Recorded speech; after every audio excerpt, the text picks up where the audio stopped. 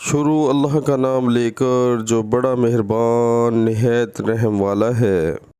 اور جب ہم نے تم لوگوں سے عہد وثاق لیا اور کوہ طور کو تم پر اٹھا کھڑا کیا اور حکم دیا کہ جو کتاب ہم نے تم کو دی ہے اس کو زور سے پکڑو اور جو تمہیں حکم ہوتا ہے اس کو سنو، تو وہ جو تمہارے بڑے تھے کہنے لگے کہ ہم نے سن تو لیا لیکن مانتے نہیں، اور ان کے کفر کے سبب بچھڑا گویا ان کے دلوں میں رچ گیا تھا۔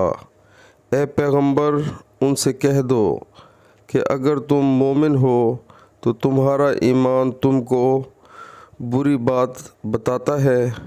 سبحان اللہ۔ پیارے مسلمانوں، اللہ تعالی ہمیں قرآن پاک روز ترجمے کے ساتھ سن کر اس پر عمل کرنے کی توفیق عطا فرمائے اور 5 وقت باجماعت نماز پڑھنے کی توفیق عطا فرمائے۔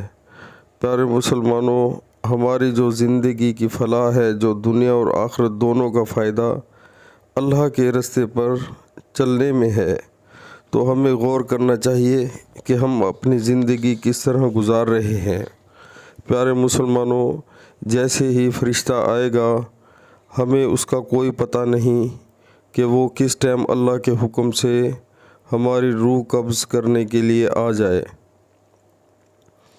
تو اس ٹائم ہمارے پاس 1 سیکنڈ کا بھی موقع نہیں ہوگا۔ وہ ٹائم یاد کرنے کے قابل ہے۔ ہمیں فکر کرنی چاہیے کہ اگر اللہ کے حکم سے موت کا فرشتہ آ جائے تو ہماری آگے کے لیے کیا تیاری ہے، قبر کے لیے ہماری کیا تیاری ہے۔ ہم تو اتنے مست ہو چکے ہیں دنیا میں کہ ہمیں ہوش ہی نہیں کہ ہم نے اللہ اور اللہ کے رسول صلی اللہ علیہ وآلہ وسلم کے حکموں کے مطابق زندگی گزارنی ہے۔ پیارے مسلمانوں، ہمیں اس چیز کے بارے میں لازمی فکر کرنی چاہیے۔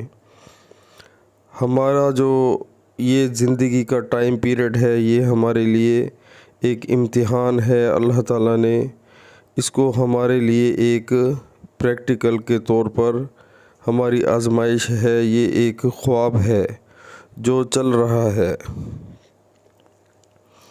تو جیسے ہی ہمارا یہ خواب ٹوٹے گا، یعنی کہ ہم قبر میں سے اٹھیں گے، تو اصل زندگی ہماری تب شروع ہوگی۔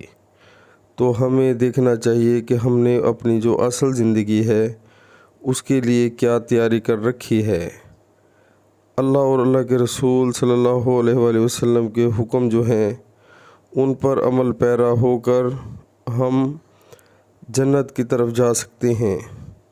ویسے تو اللہ تعالیٰ بہت غفور و رحیم ہے، لیکن ہمیں کوشش کرنی چاہیے تاکہ ہماری جو دنیا ہے وہ بھی بہتر ہو اور آخرت میں بھی اللہ تعالیٰ ہماری بخشش فرمائے۔ پیارے مسلمانوں، بعد میں ہمارے لیے بالکل موقع نہیں ہوگا، نہ کسی کا مال کھانا چاہیے، نہ ہمیں جھوٹ بولنا چاہیے، نہ ہمیں شراب پینی چاہیے، نہ ہمیں میوزک سننا چاہیے۔ اسی طرح جتنے یعنی کہ اللہ کے حکم ہیں، نہ ہمیں سود کھانا چاہیے، اور سود لینے اور دینے والے دونوں جہنم میں جائیں گے۔ تو اسی طرح پیارے مسلمانوں، ہم قرآن پاک روز اگر ترجمے کے ساتھ سنیں گے تو ہمیں پتہ لگے گا کہ اللہ تعالیٰ نے ہمیں زندگی کس طرح گزارنے کا حکم دیا ہے۔ تو بہت افسوس سے کہنا پڑتا ہے کہ ہم لوگ اکثر جو ہیں 95% لوگ قرآن پاک کو صرف عربی سے پڑھتے ہیں، اس کا ترجمہ بہت ہی کم لوگ سنتے ہیں، پڑھتے ہیں، پھر اس پر عمل کرنے کی کوشش کرتے ہیں۔ پیارے مسلمانوں، قرآن پاک عربی میں ہے، اگر ہم اس کو وہ عرب کے لوگوں کے لیے ہے، تو ہم تو ہیں ایشیا کے رہنے والے، یعنی کہ ہماری جو زبان ہے وہ اردو ہے۔ ہمیں اس کو قرآن پاک کو اردو میں پڑھنا چاہیے، پھر اس میں ہمیں پتہ لگے گا کہ اللہ تعالیٰ نے کیا کیا حکم دیے ہیں۔